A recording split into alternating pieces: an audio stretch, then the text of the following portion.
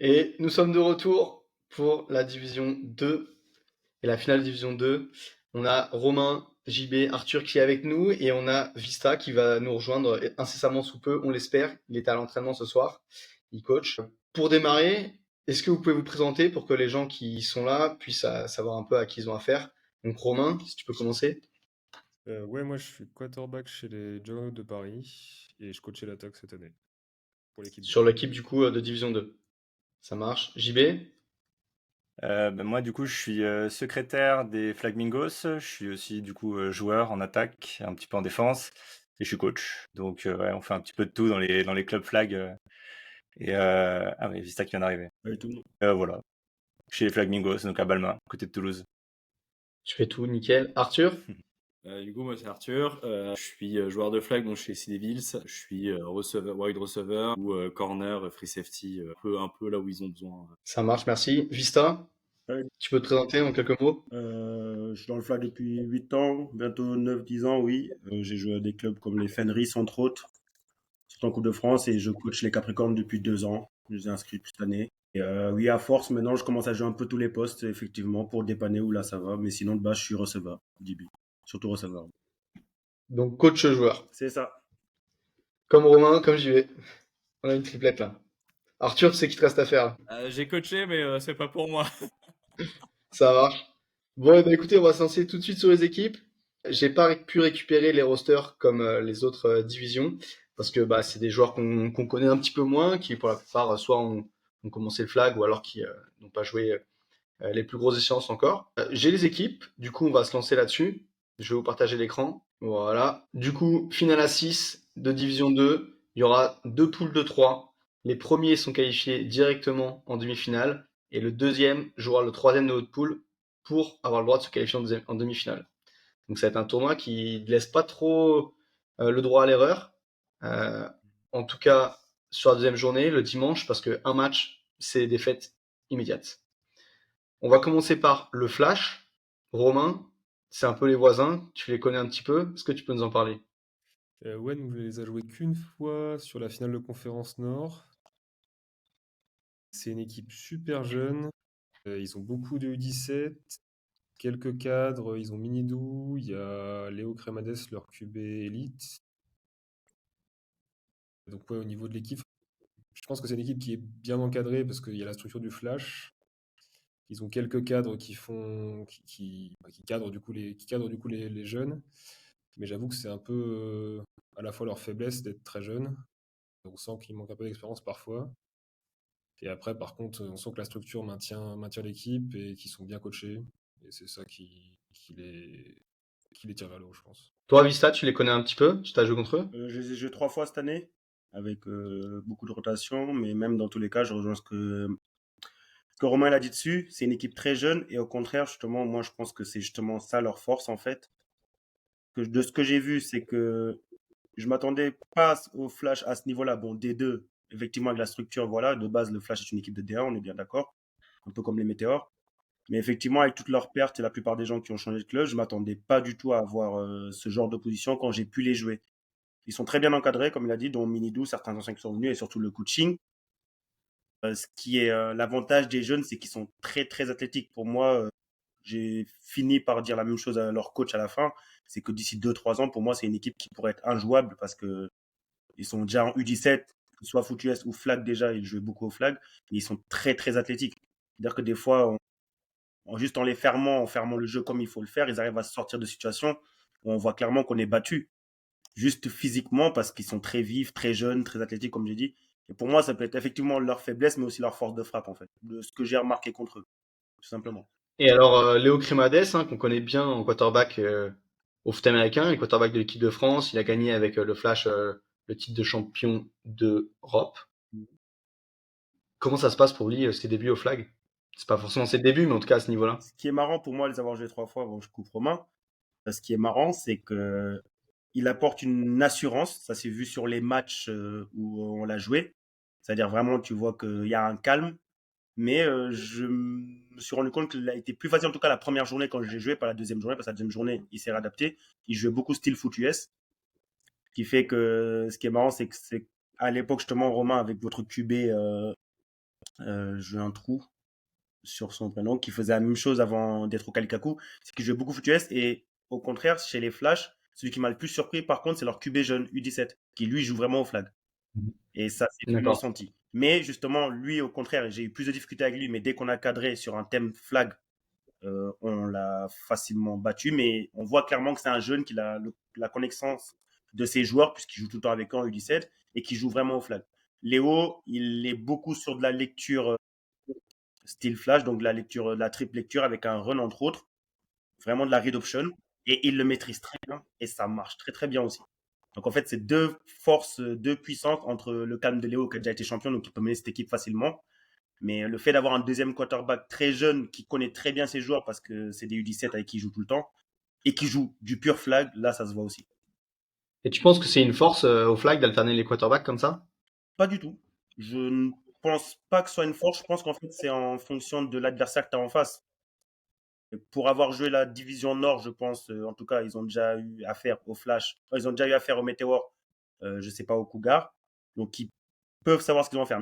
Quand tu vas jouer le Sud contre les Gones, Hurricane, Canonnier, tout ça, même si je mets une pièce sur les Canonniers au Sud, s'ils ont gardé leur même équipe, je considère que c'est une équipe de D1 qui n'a rien à faire en D2 normalement, mais comme on dit avec les changements.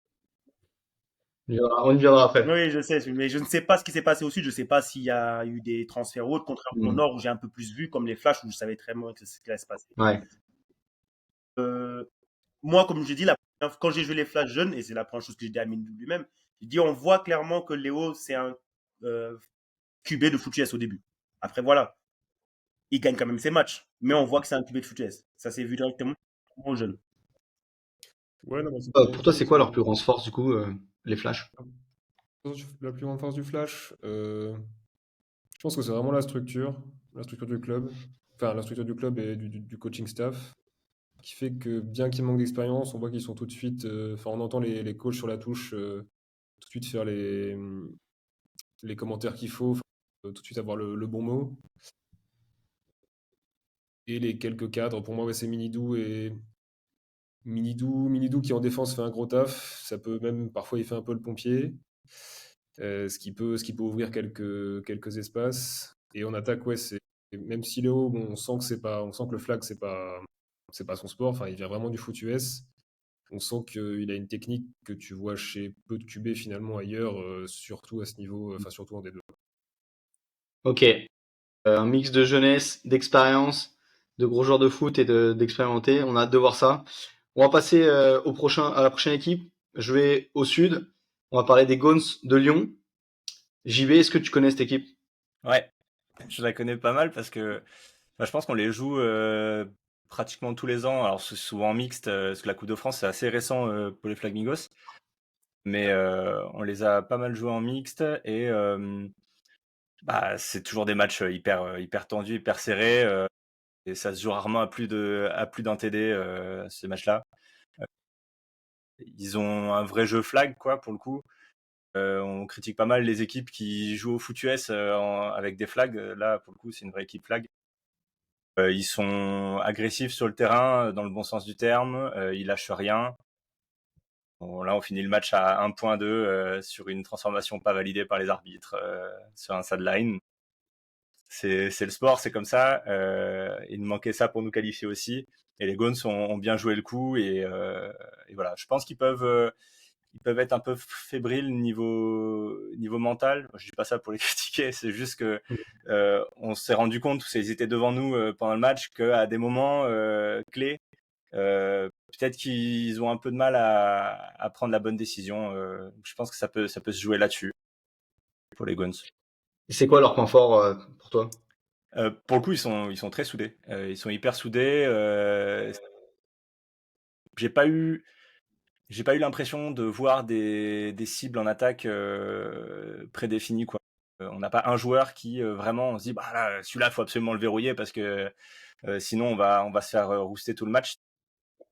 Le QB il distribue quand même pas mal, je trouve. En défense, si les équipes arrivent à avoir des joueurs assez rapides, ça peut les gêner. Mais ils s'adaptent.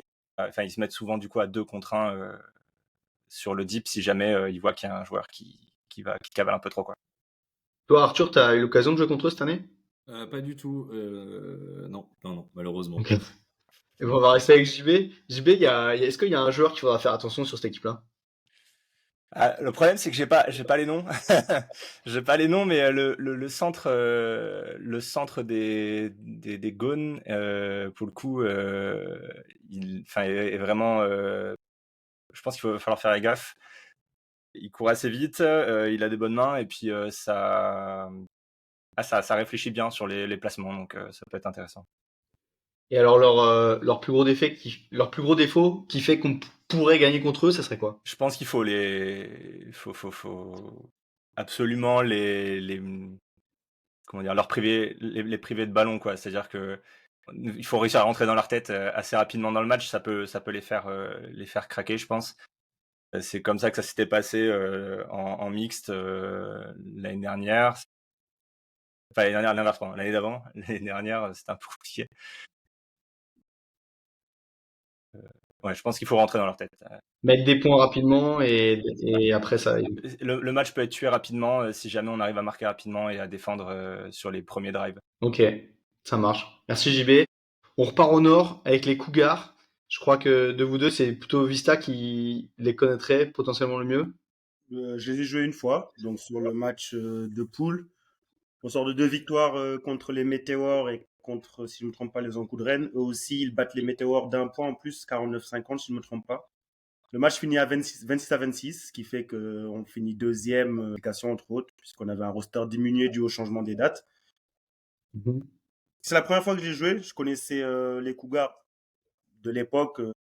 Romain, à l'époque, quand il était encore au Viking, je les connaissais, cette équipe-là à l'ancienne. Ça faisait longtemps que je ne les avais pas vus au flag. Le fait de les revoir, ce qui m'a ce qui m'a bien plu chez eux, franchement, je le dis clairement, ce n'est pas défensivement, puisque défensivement, on a réussi à avancer sans problème. C'est plus nous qui avons droppé des balles et qui avons empêché ce match de prendre la tournure qu'on voulait. Mais offensivement, ils ont un jeu simple. Le QB, il est sûr de ses joueurs. Ils n'ont pas un gros roster de 15 joueurs. Ils ont peut-être une dizaine de joueurs. Le QB, il est sûr de ses joueurs. Il a 5-6 jeux qu'il répète à la suite. Et tu vois que c'est bien rodé, c'est bien répété, c'est simple, c'est du flag simple, mais ça avance, tout simplement. Basique, pas trop compliqué. J'ai jamais eu l'impression qu'il paniquait. Et c'est pour ça qu'en fait, effectivement, comme j'explique, si tu stoppais déjà un ou deux drives, vu que c'est du flag classique, tu stoppais un ou deux jeux, automatiquement, tu le mettais en position de jeu long.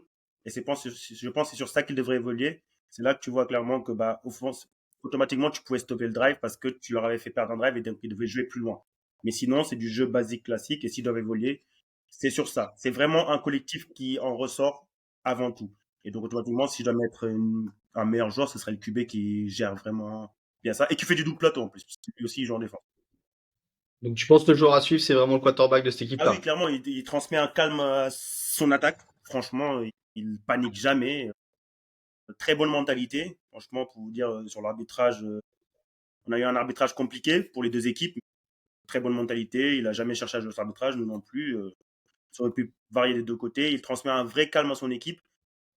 Effectivement, ça ferait un peu ce que JB a dit par rapport aux Goons dans le sud, c'est que dès qu'ils sont pris par un joueur, ils font une double couverture dessus. Je pense qu'ils vont travailler sur ça. J'ai dû jouer QB à ce match-là, enfin, avec notre QB qui revenait, mais j'ai pas joué QB. J'avais un QB nouveau, comme je dis, que je forme depuis 2 ans. Et donc, ils s'entêtaient à jouer sur ce joueur-là. Pourtant, il catchait en 2 contre 1. Donc, c'est-à-dire qu'automatiquement, il y avait un autre joueur libre. Donc, s'il joue contre une équipe, euh, en tout cas, si ça aurait été des équipes de D1, ils auraient vu directement le trou. Mais pour leur défense, s'ils jouent contre une équipe qui est un peu plus rodée, ils vont automatiquement contrer cette double couverture. Défensivement, c'est pas vraiment leur point fort. Mais offensivement, vraiment, ça avance. Du catch classique, comme on aime bien. Et juste, t'as dit un truc qui m'a fait tilt. Tu me dis qu'en position longue, ils avaient du mal à compléter. Mm. Est-ce que c'est parce que le QB, il a pas assez de bras? Est-ce que c'est parce que les receveurs, ils sont pas assez dominants ou athlétiques? Ou est-ce que c'est le cahier de jeu qui est pas fait pour ça? Non, en fait, je pense que c'est surtout qu'il faut savoir que moi, mon équipe, en tout cas, que je coach depuis 1 an, je l'ai basée vraiment sur la défense. La meilleure preuve est là sur, même si on avait des absences, sur la finale conférence au Nord, on est l'équipe qui encaisse le moins de points dans notre poule. C'est-à-dire que contre les Cougars, on fait 26-26. On fait 21-13 contre les Météores avec un TD à la dernière minute, des Météores, sinon c'est 21-6. Par contre, les Cougars, quand ils jouent les Météores, ils font 50-49. Tu vois? Du coup, c'est quoi le secret pour défendre contre les Cougars? Ce serait méchant de balancer ça contre eux, mais on a alterné, on a fait de la basique, comme j'aime bien dire, on a alterné entre la 2-2. En fait, on a eu des flats forts avec un rush très rapide, tout simplement, pour mettre de la pression très rapidement sur le QB. Mais comme j'ai expliqué, il lance comme au flag, il lance dans les 2 secondes, dans les 1 seconde et demie. Donc, en fait, c'est dès que nos flats ont été assez forts pour permettre des gains courts, 4-5 yards, on l'a obligé automatiquement à passer sur une position plus longue. Et nous aussi, on s'est adapté en face, on s'est mis automatiquement en diamant ou en coffre 3. Mhm. Comme j'ai dit, en fait, pour moi, le jeu, s'ils ont en face une attaque qui complète facilement, enfin qui complète bien, qui complète tous ses drives, ce sera compliqué pour eux. C'est pour ça que j'ai dit ça a été une belle surprise pour une équipe qui revient. Je les mettrai en outsider, mais pour la victoire finale, je pense que c'est encore trop juste, surtout à cause de leur défense. On se préparera au petit jeu des pronostics plus tard. Voilà. Romain, toi, tu les connais, cette équipe? J'ai jamais joué contre eux, donc je les connais pas du tout. Eh ben, ça sera la surprise alors. Dans ce cas, on repasse au sud. On va aller à Albi avec les Hurricanes, et non pas Hurricanes. J'ai appris ça aujourd'hui. Tous les jours. Every day is a school day. Arthur, t'as déjà joué contre eux ou pas? J'ai déjà joué contre eux, ouais, une fois. Bah, c'est un gros, enfin, c'était pas cette année, mais c'était il y a quelques temps. Gros staff au niveau des réflexions. Les jeux étaient, c'était simple au niveau des jeux, mais très bien exécuté. Donc, on s'est fait rouler dessus gentiment. Mhm. Et puis après, en défense, ils avaient fait beaucoup de cover 2, ce qui avait très bien marché contre notre attaque. Et du coup, ils n'avaient pas forcément montré beaucoup plus, vu que ça fonctionnait très bien contre nous. Voilà, tout simplement. Ça marche. Et toi, JB, t'as pu les jouer cette année, je trouve?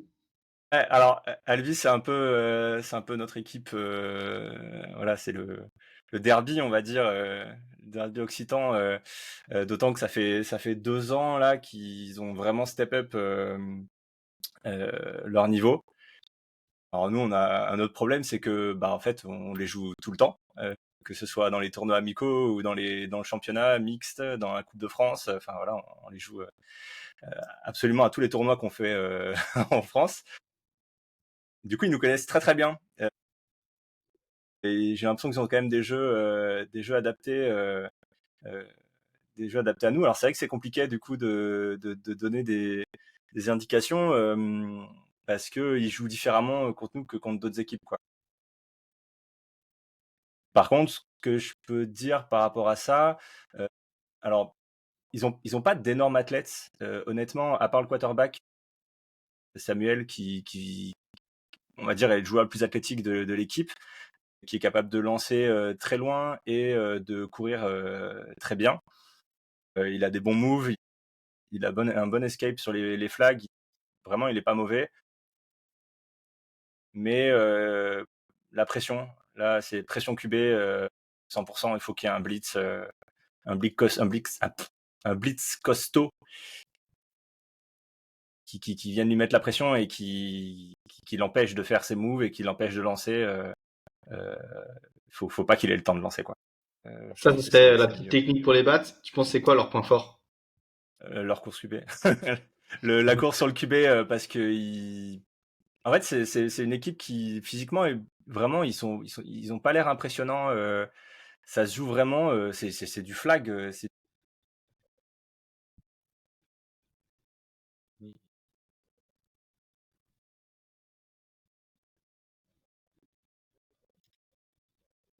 Ouais, faut pas me donner de date. Ok. Honnêtement, là, leur point fort, ça va être, je dirais, leur QB. Et après, voilà, c'est pression et il faut réussir à, pareil, à les faire sortir de leur match assez rapidement. En général, quand ils commencent à prendre des points.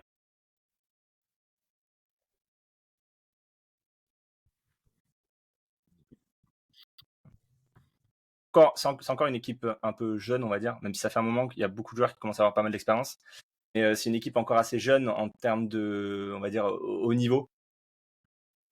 Ils ont pas fait de finale ni mixte, ni Coupe de France, si je ne m'abuse. Voilà, ils sont pas encore au fait des finales de compétition. Là, je te coupe, JB, on voit que c'est un programme qui progresse bien. Ils arrivent à mettre leur équipe senior, enfin hommes, en Ouais, finale D2, leur équipe femmes en finale D1. Donc ouais. ça Les montre filles, quand même que ouais, les filles, elles sont en entente avec les Ours de Toulouse. ouais, Et effectivement, ouais, ça progresse vraiment très très bien. Et là, ça s'est vu là sur les 2 dernières années, quoi. Cette année et l'année dernière, c'est là où on a été le plus impressionné par le fait ouais, ils ont travaillé. Et bah c'est heureusement, bien. tant mieux parce que Bah ça, une époque l'Occitanie c'était Montpellier quoi. Montpellier et les Ours. Quand après on a monté les Flamingos, c'était Montpellier et un peu nous. Mais là c'est cool qu'il y ait d'autres équipes qui vraiment prennent du niveau quoi. bah je les connais pas du tout, donc t'entendre parler, ça me donne envie de voir ça de plus près. Donc bah dès le week-end prochain, ça va être sympa de voir ces équipes-là qu'on n'a pas trop l'habitude de les rencontrer quand on joue dans le Nord. Je passe au Nord. D'ailleurs, on va parler des météores de Fontenay-sous-Bois qui sont quand même beaucoup plus habitués normalement à la D1 et qu'on retrouve ici en finale D2. Romain, tu les as joués cette année? Ouais, on les a joués 3 fois, nous. Je pense que c'est une équipe qui est un peu en transition. Je sais pas comment dire. Je pense qu'ils arrivent sur la fin d'un cycle et ils ont une attaque hyper expérimentée. Ça fait quelques années que je joue au flag. Je pense que je joue tous les ans. C'est des gens que je vois tous les ans. Ils ont Jeff qui est toujours là, qui joue toujours des jeux. C'est un jeu très simple. Enfin, c'est un Jeff le jeu. quarterback. Ouais, le quarterback. Enfin, c'est des jeux simples pour du flag. Mais voilà, ça marche. Ils arrivent à driver. Enfin, leur truc, je pense que c'est driver. Et je pense que leur point fort cette année, c'était quand même l'attaque. Et je pense que du coup, si quelqu'un arrive à rentrer dans ce rythme-là, si une défense arrive à les stopper quelquefois, je pense que c'est là qu'ils gagnent le match. Et on les a joués en J3, J4. Ils n'avaient pas Julien Tusher, ouais, je crois que c'est ça, Mhm. qui est en équipe de France. Il est revenu là pour la finale, donc je pense que c'est un autre facteur à prendre en compte quand même. C'est clairement le facteur à prendre en compte. Ouais. Il a quand même des moves et des mains qui sont assez impressionnants. Donc voilà, je pense que si une défense arrive à rentrer dans le rythme en attaque, pour moi, la défense, c'est quand même leur point faible et je pense que c'est là qu'ils gagnent le match. Ista, ton avis? Ouais. Moi, je les ai joués avec Julien. On les a rejoués pour la troisième place qualificative, justement. Le premier match avec nos moyens, on les a juste lock en défense, tout simplement, et c'était terminé, comme il explique, avec un très bon rush. Grand et rapide, en fait. Même si de base, on va dire qu'il, comme on dit, il lance très vite. De toute façon, Jeff, hein, c'est du jeu classique. Normalement, le rush ne sert à rien. Mais avec des flats très forts, justement, pareil, parce que vu qu'il lance vite, ça va lancer court. En réduisant, justement, sa marge de yards de prix, on l'objet à lancer long, à chercher plus loin, ou à attendre un peu plus, ce qui fait que le rush a réussi à le déflaguer et a failli faire un safety même sur la ligne. Donc, ça a été propre, mais il faut être prêt physiquement parce que, comme il a expliqué, ils ont une attaque bien, bien rodée. Nous, derrière, fallait marquer. On a marqué le premier match. Et sur le troisième match, comme je l'explique, ce qui a peut-être pu jouer aussi, c'est qu'ils ont aussi un très grand staff. C'est une très grande institution, les Météores. Je n'ai pas compris pourquoi ils étaient là en D2, mais quand je sais qu'ils avaient les Juggernauts et aussi les Supermets, je comprends que la poule a été serrée. Ça s'est joué un peu. Ils sont en transition.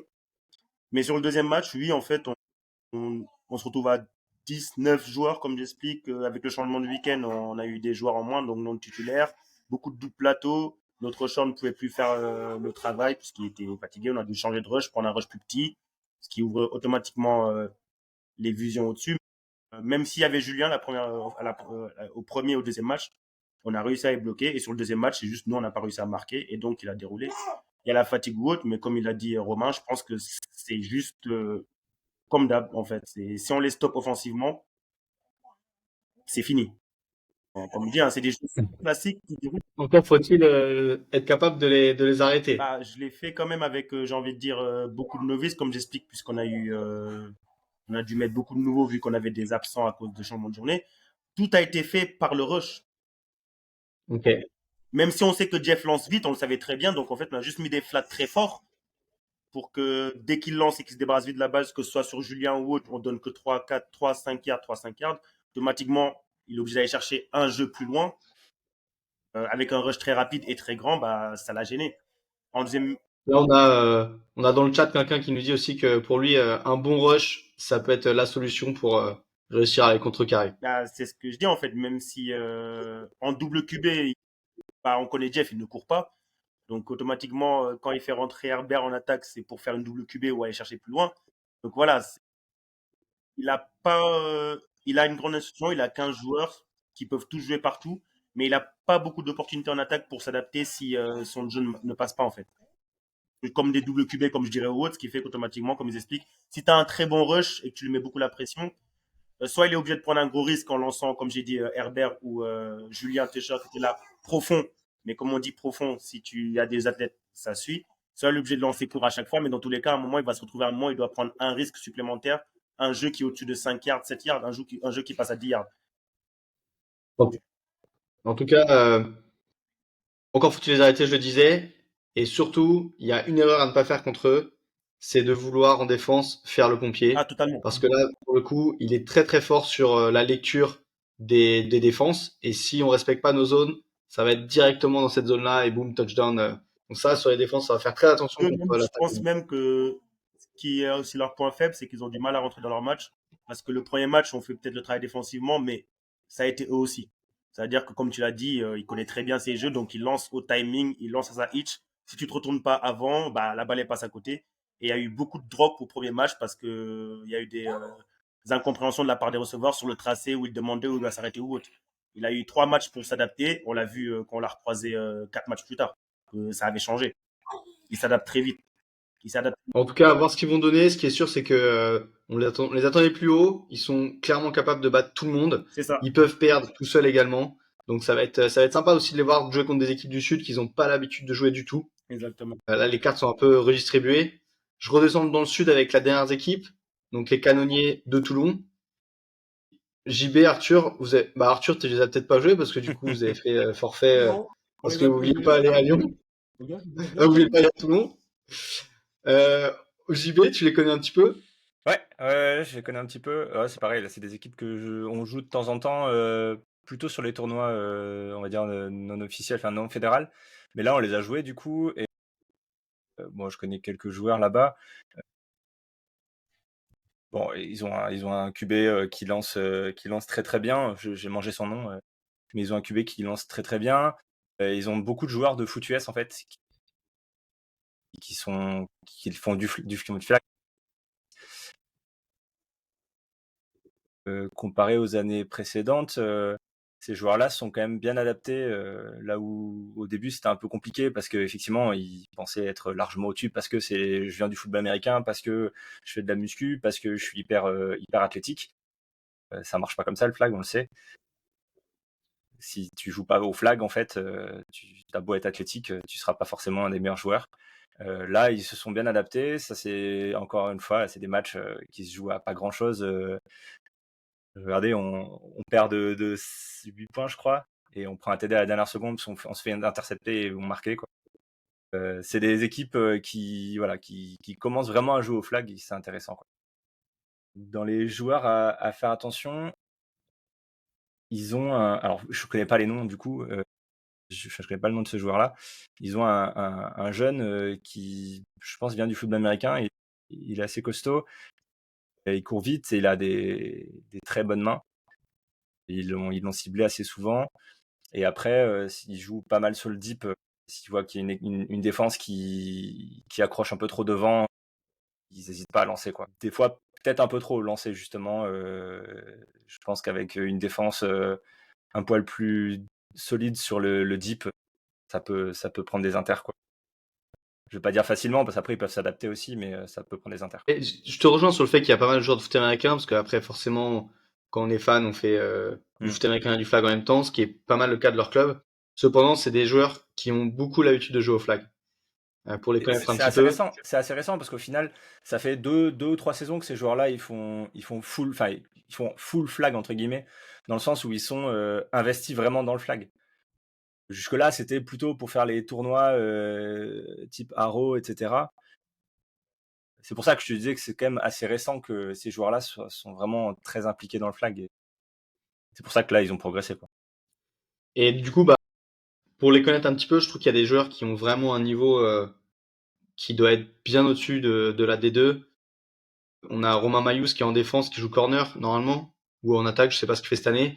Fabio Vanni, qui est peut-être celui que Ouais, tu Fabio. parles, qui est très rapide, très athlétique, mais qui aime beaucoup l'apéro, donc c'est aussi ce qui peut lui payer parfois.